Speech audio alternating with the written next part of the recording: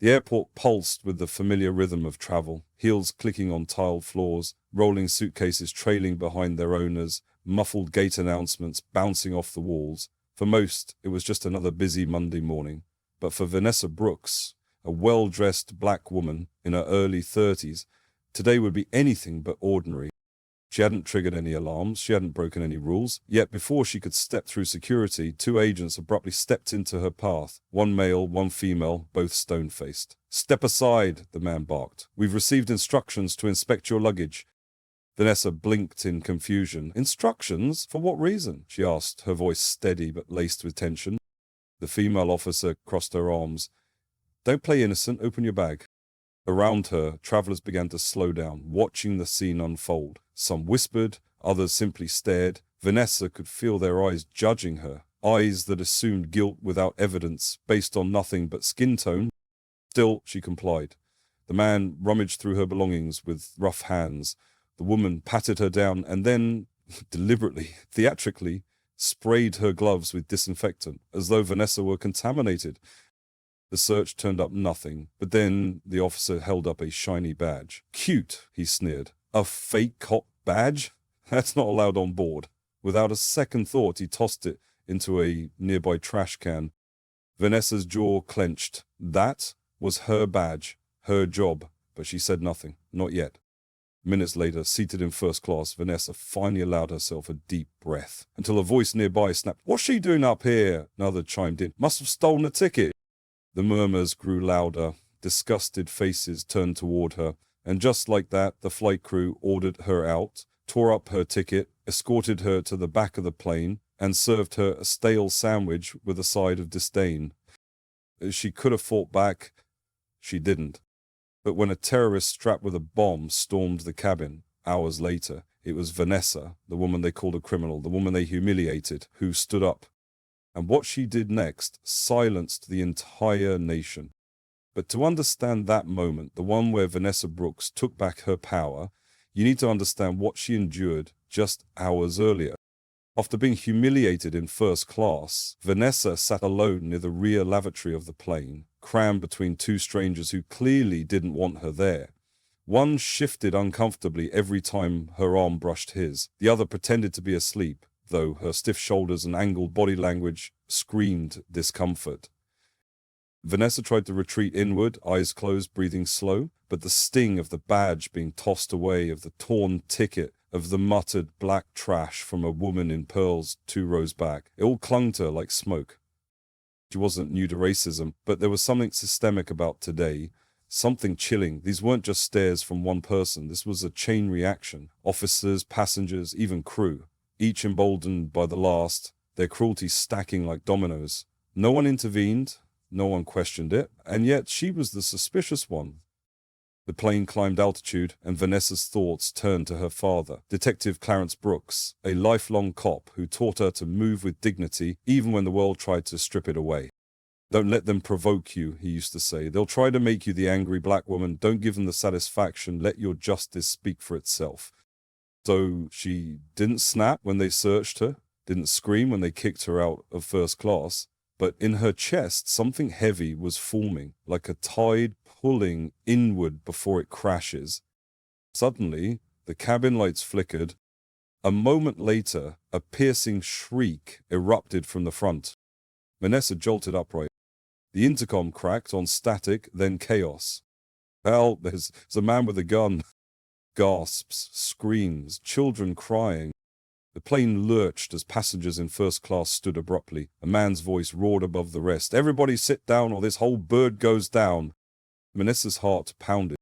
She unclipped her belt, pushed past the startled passengers in her row, and moved toward the front. People were now sobbing, clutching their loved ones, fumbling with phones that had no signal at 30,000 feet. As she neared first class, the scene exploded into view. A man in a grey hoodie held a flight attendant in a chokehold. A crude device, a bomb, was strapped to her waist, the LED timer blinking, 15:02, 15:01. Another attendant lay bound and gagged in the galley. The gunman spun in a frenzy, waving his pistol and screaming threats. "I swear to God I'll do it. You think I'm bluffing?" The passengers cowered, many hiding behind their seats, some frozen in place. And amidst them all, the same crew who'd humiliated Vanessa just an hour ago, now pale, shaking, begging. Vanessa stepped into the aisle, her voice calm. "Oh." The gunman turned his weapon toward her. "You! What the hell do you want?" She raised her hand slightly. "I just want to talk." He sneered. "They send you? What are you going to do? File a complaint?" The insult stung, but Vanessa kept her gaze level. "You hate this airline, right? You're not the only one." There was a flicker in his eyes, hesitation. "Did you see what they did to me?" she continued. "Strip search, called a criminal, kicked out my seat. I've been treated like garbage all day. You think they've listened to me?" The terrorist loosened his grip on the attendant, intrigued. "So, what, you want to help me now?" She took a careful step forward. "Let's just say if something were to happen this plane, I wouldn't shed too many tears." Behind her gasps, disbelief. But the gunman grinned, and that's exactly what she needed. "Sit down," he ordered. "Next to me. You're going to help me deliver a message." Vanessa walked calmly to her old seat, first class, 3A, and sat, but her hands slid under the cushion, where she'd hidden something earlier. Her backup plan. Her badge may have been trashed, but her training wasn't. As the terrorist barked demands into a phone camera, trying to broadcast live, Vanessa gripped the handle of a concealed pistol. He glanced at the timer. 10:12. He turned for a moment to check the strap on the bomb. That was all she needed. With zero hesitation, Vanessa stood, aimed, and fired. One clean shot to his shoulder. The gun clattered to the floor. Screams erupted. The terrorist writhed in pain, grabbing for the weapon again, but Vanessa was already there. She kicked it out of reach, then tackled him with precision. He fought back, snarling. "You black beat, you're dead." But Vanessa had already flipped him over, handcuffing him with a zip tie she'd carried in her inner jacket pocket. The passengers watched, stunned, as the woman they'd insulted now had their lives in her hands. And the blunt still ticking. Vanessa turned to the attendant, who was shaking uncontrollably. "I need you to breathe. Trust me." The timer read 7:43. Every tick echoed in Vanessa Brooks's ears like a drumbeat of fate. Around her, the cabin was a hurricane of sound. Sobbing passengers, panicked flight attendants, the choked murmurs of those whispering prayers into shaking hands. But in Vanessa's mind, everything went silent. She focused. Her fingers hovered just inches from the explosive device strapped to the lead flight attendant's torso, a crude assembly of wires, a digital timer, and a detonator blinking with malicious precision. It wasn't military grade, but it was enough to take down a plane at this altitude. Madison looked at her with terrified eyes. "Please, I have kids." "I know," Vanessa said gently, her voice like steady water. "I'm going to get you home to them." Madison nodded, lip quivering. I'm so sorry for earlier. I didn't know." Vanessa didn't answer. There was no time for apologies. But she felt the weight of those words. She had been humiliated, stripped of dignity, and yet here she was, about to risk her life for the very people who tore hers apart. 6:58. She popped open the casing on the bomb, carefully examining the array of wires. Red, blue, black, yellow. Standard colors, but nothing standard about what would happen if she cut the wrong one. Her training as a counter-terror officer flashed through her mind in fragments. She had disarmed devices before, but never at 30,000 feet, with 200 lives depending on her hands staying steady. And a scream from behind. Vanessa turned, instinct on fire. The terrorist, though shot and cuffed, had somehow broken free of the zip tie around his ankles. Bloodied and wild-eyed, he lunged for a steward's serving tray, grabbed a serrated butter knife, and charged down the aisle toward her. "You think you beat me?" he roared. Vanessa grabbed a metal cart with her foot and sent it rolling straight into his shins. He collapsed, yelling in pain. 3 passengers jumped in, this time not frozen by fear, and pinned him down with a chorus of "Hold him!" and "We've got him." Vanessa turned back to the bomb. 5. Now her hands shook, not from fear, but from adrenaline. The final wire layout was complex. 2 wires of the same color. Black. One was a dummy, one was a trigger. She bit her lip. She reached for her phone. No signal. Of course not. She turned to see an elderly black man recording with his phone from across the aisle. "You're on camera, baby girl," he said softly. "The whole world's going to see this." Vanessa nodded, moved, not because of the spotlight, but because someone finally saw her, not as a threat, not as a problem, but as a protector. 3:30.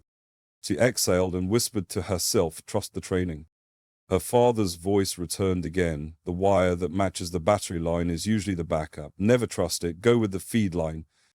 She traced the line from the detonator, blue to yellow to black. That was it. She reached for the wire cutters in her pocket.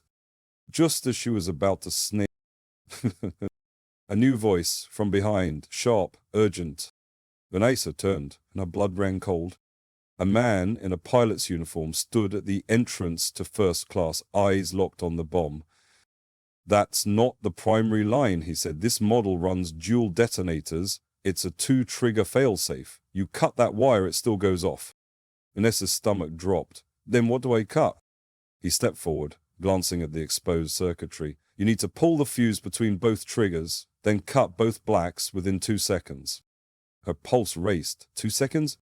He nodded. You only get one chance. If you hesitate, we're done.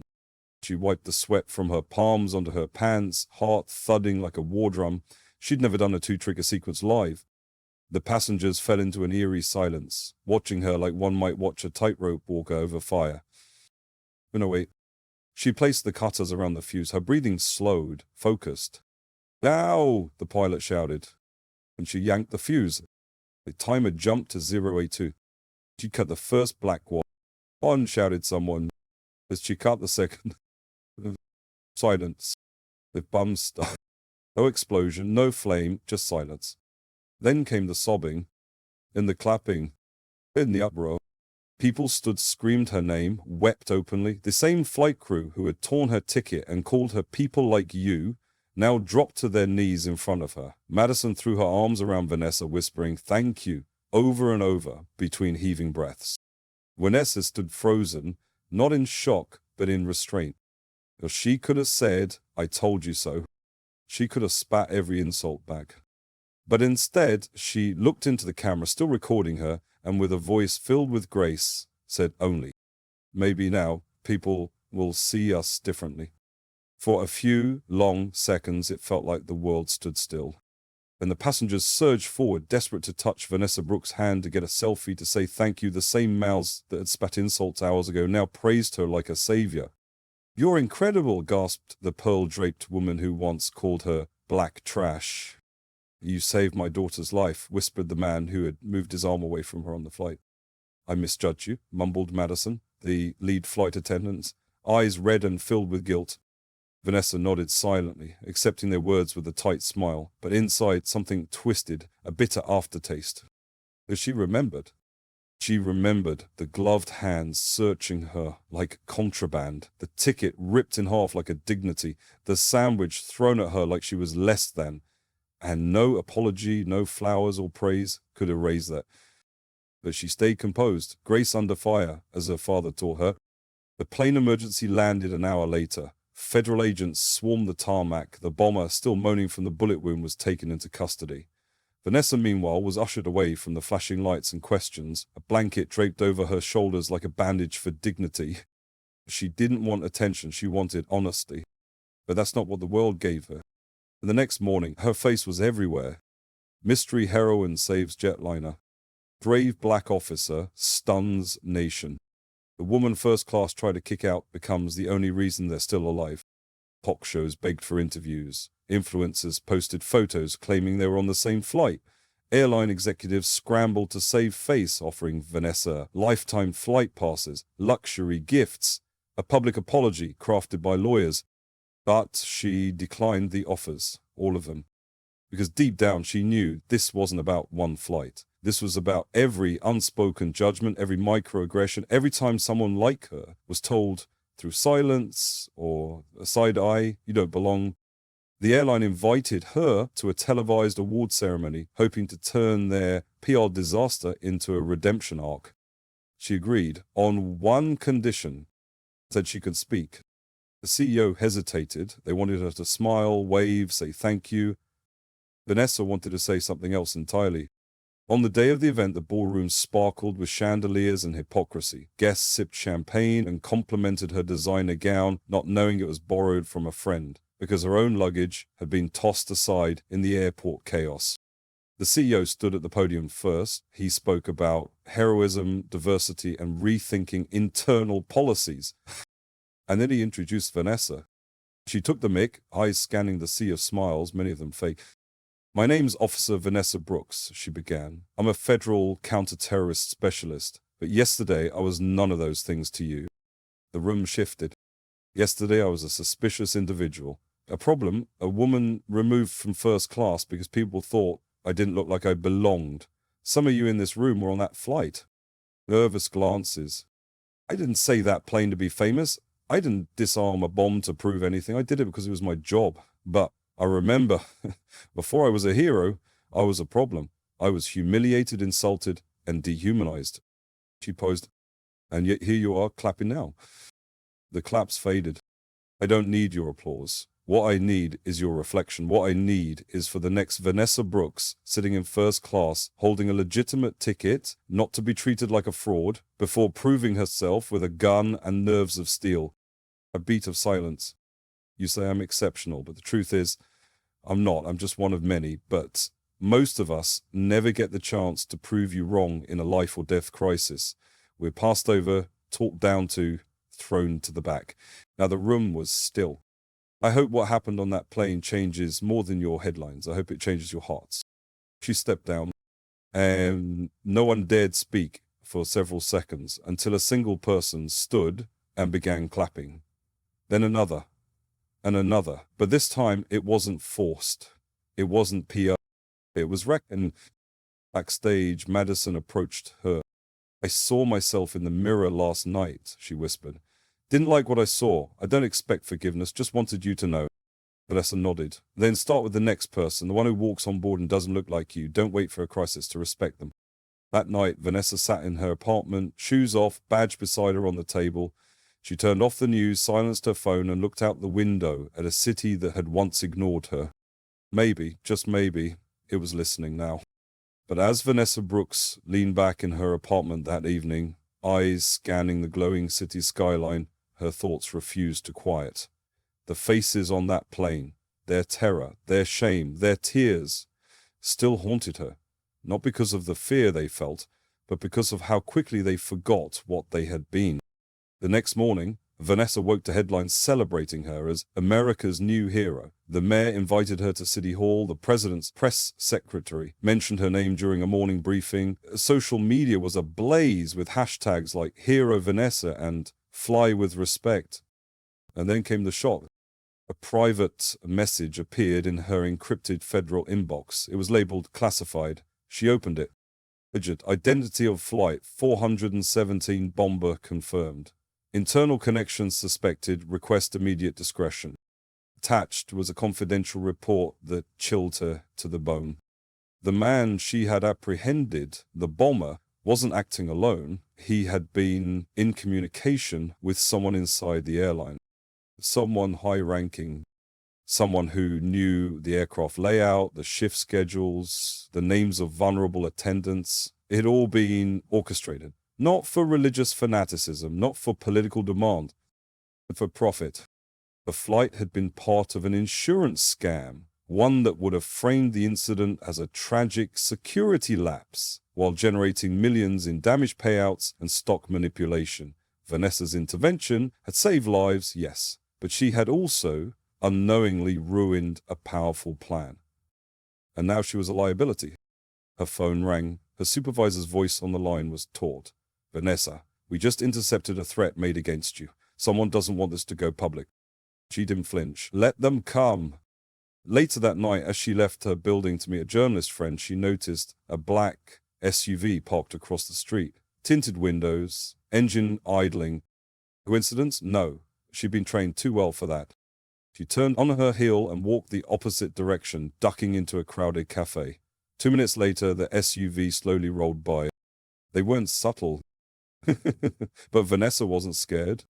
He spent the next 72 hours off-grid working with an independent investigator team, people who still believed in truth. They dug into flight logs, staff records, encrypted emails, and what they uncovered shattered any illusion of justice within the airline's top brass. The head of security, The very man who'd approved her removal from first class was involved. So was the company's risk manager. They had banked on chaos, bet on death, and nearly succeeded. Until a black woman they dismiss as trouble destroyed the plan with a single bullet and a pair of steady hands. When Vanessa's report was handed to federal prosecutors, she expected more applause, more headlines. Instead, there was silence. No indictments, no press conferences, just one call from a government liaison saying, "Thank you, Agent Brooks. We're taking it from here." Weeks passed. No arrests. No action. And then her badge was quietly revoked. Administrative leave. Pending internal review. Protocol discrepancies. He'd become too visible, too inconvenient. But Vanessa didn't sit quietly this time. They called her friend, the journalist, and said just 3 words. "Let's go public." And when the story broke, it burned like wildfire.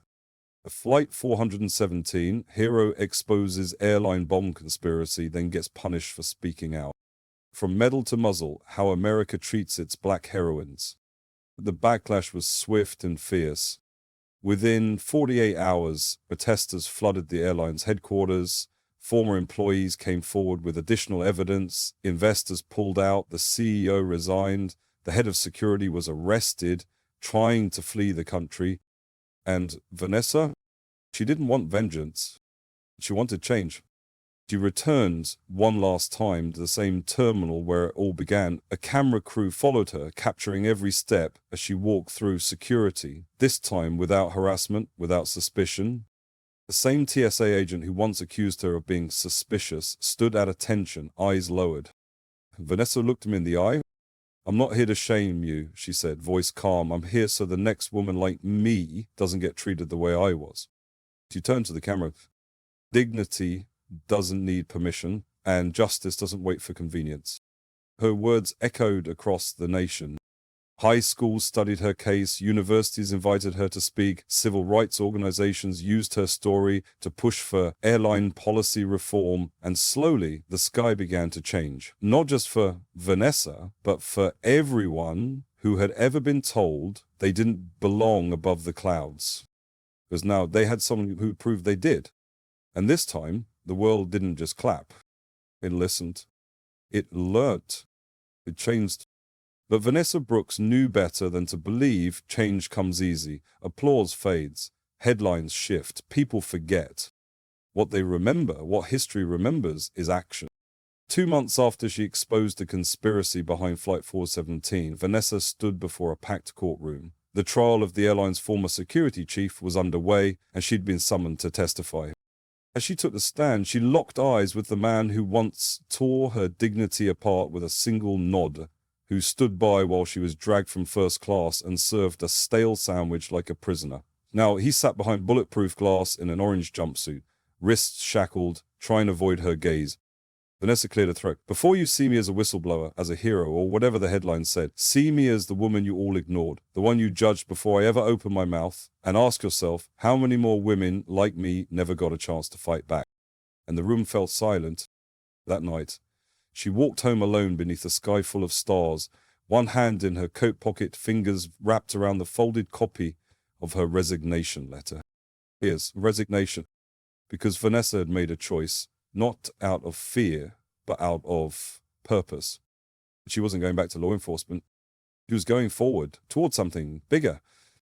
A week later, standing before a sea of reporters and flashing cameras, Vanessa announced the launch of Project Gatekeeper, a national initiative to document racial discrimination in airports and create enforceable equity protocols for every major airline.